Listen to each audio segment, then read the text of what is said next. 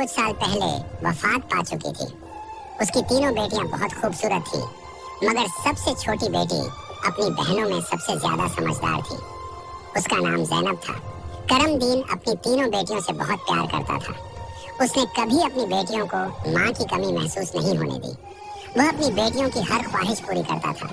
अब करमदीन की बेटियां बड़ी हो चुकी थीं और अपने पिता के लिए खुद से खाना बनाने लगी थीं। जब करमदीन काम के सिलसिले में बाहर जाता तो उसकी बेटियां उसके लिए खाना तैयार करके साथ दे देती। उसी गांव में एक बेवा औरत भी रहती थी जिसकी एक बेटी थी। उस बेवा की आदत थी कि वह हर घर में कुछ न कुछ मांगने के लिए चली जाती थी।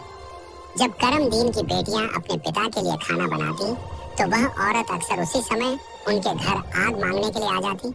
लेकिन करमदीन की सबसे छोटी बेटी ज़ैनब को वह बेवा औरत बिल्कुल भी अच्छी नहीं लगती थी। जब भी वह औरत उनके घर आती, ज़ैनब अपनी बहनों से कहती, यह औरत हमारे घर क्यों आती है? यह औरत बिल्कुल भी अच्छी नहीं है। बड़ी दोनों बहनें ज़ैनब को समझाती, देखो ये बेवा औरत है और गरीब है। अगर हमारे घर से आग ले जाती है तो इसमें तुम्हारा क्या नुकसान है? ज़ैनब अपनी बहनों की बातें सुनकर चुप हो जाती, लेकिन वह कहती, देख लेना, यह औरत एक ना एक दिन हम सब के लिए मुसीबत खड़ी करेगी। यह सिलसिला यूं ही चलता रहा। वह औरत रोज उनके घर से आग लेने आती और मौका पाकर करमदीन के खाने में राख मिला देती। करमदीन ने जब अपने खाने में खराबी महसूस की तो उसने सोचा कि उसकी छोटी छोटी बेटियां खाना बनाती हैं, इसलिए उनसे कोई गलती हो जाती होगी। वह अपनी बेटियों से बहुत प्यार करता था और यह बात समझ नहीं पा रहा था कि उसकी बेटियां उसका खाना क्यों खराब कर रही हैं। फिर एक दिन करमदीन ने सोचा, आज मैं अपनी बेटियों पर नजर रखूंगा। आखिर मेरी बेटियां अचानक से मेरे खाने में क्या मिलाने लगी हैं। जब करमदीन की बेटियां खाना बनाने लगी तो वह छुप कर उन्हें देखने लगा।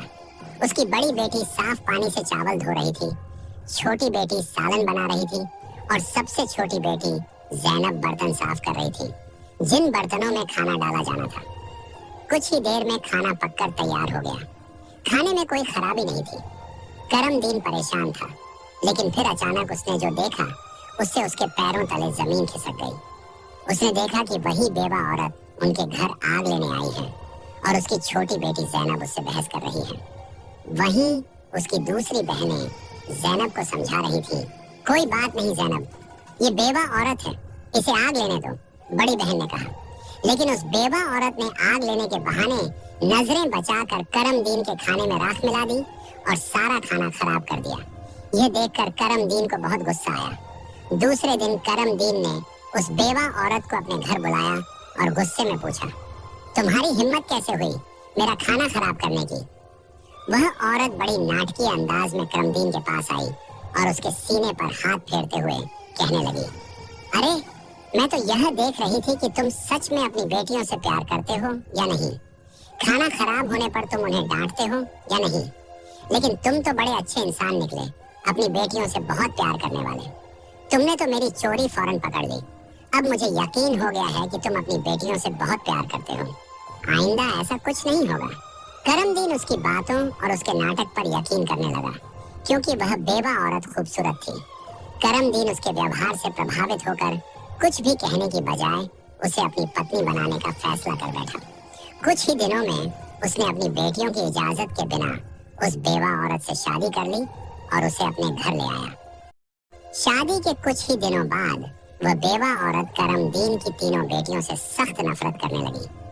वह चाहती थी कि किसी भी तरह करमदीन की बेटियां इस घर से निकल जाएं। उसने उन्हें घर से निकालने के लिए तरह तरह के मंसूबे बनाने शुरू कर दिए।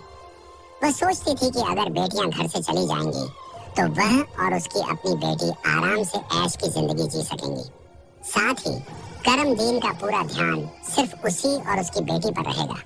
वह जानती थी कि करमदीन अपनी बेटियों से बहुत मोहब्बत करता है और उन्हें जरा भी दुखी नहीं देख सकता। उसकी अपनी बेटी हमेशा कीमती कपड़े पहनकर घूमती रहती थी, जिससे वह मॉडर्न लगती थी।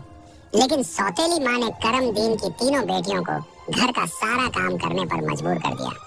वह उन्हें ठीक से पेट भर खाना भी नहीं देती थी और धीरे धीरे उनकी दूसरी जरूरतें भी कम कर दी। तीनों बहनें हर समय दुखी रहने लगी। एक दिन दो बड़ी बहनें रो रही थी तो ज़ैनब अपनी बड़ी बहनों के पास आई और कहने लगी, प्यारी बहनों, आओ हम तीनों कहीं बाहर चलें ताकि हमारा दिमाग फ्रेश हो जाए। फिर वह तीनों बहनें घर से निकल गईं और चलते चलते एक जंगल में जा पहुंची। वहां एक घने दरख्त के नीचे बैठकर वे रो रो कर अपनी माँ को याद करने लगी। इतने में उनके पास से एक अल्लाह वाले बुजुर्ग का गुजर हुआ। ज़ैनब जमीन पर बैठी रो रही थी और कह रही थी, ऐ मेरे अल्लाह, हम मजलूम लड़कियां हैं और बहुत दुखी हैं। आप देख रहे हैं ना कि हमारी सौतेली माँ हम पर कितना जुल्म करती है। हम कितने दिनों से भूखे हैं। अल्लाह वाले बुजुर्ग पास ही खड़े होकर उनकी बातें सुन रहे थे। फिर वे ज़ैनब से मुखातिब होकर बोले, बेटियों, तुम तीनों यहाँ इस दरख्त के नीचे रोज आती हो, तुम्हें क्या दुख है, तुम मुझे बता सकती हो। ज़ैनब ने रोते हुए अल्लाह वाले बुजुर्ग को सारा वाकया सुना दिया। उनकी बात सुनकर बुजुर्ग को बहुत दुख हुआ। वे बोले, बेटी, यहाँ से थोड़ी दूरी पर मेरी झोपड़ी है। मैं वहाँ रहता हूँ और इबादत करता हूँ। मेरी झोपड़ी के बाहर एक अनार का दरख्त लगा है जिस पर पके हुए अनार लगे हुए हैं। तुम जाओ और उस दरख्त से जितने मर्जी अनार तोड़कर खा लो। ये सुनकर तीनों लड़कियां खुशी खुशी उस झोपड़ी के पास पहुंची।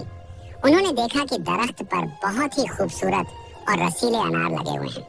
तीनों ने एक एक अनार तोड़ा और बैठकर मजे से खाने लगी।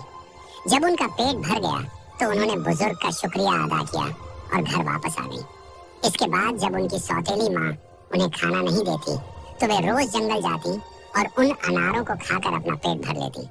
धीरे धीरे उन्होंने अपनी माँ का दिया हुआ खाना बिल्कुल छोड़ दिया। अगर कहानी का पार्ट 2 देखना है तो कमेंट में पार्ट 2 लिखें। तब तक के लिए बाय बाय और लाइक सब्सक्राइब।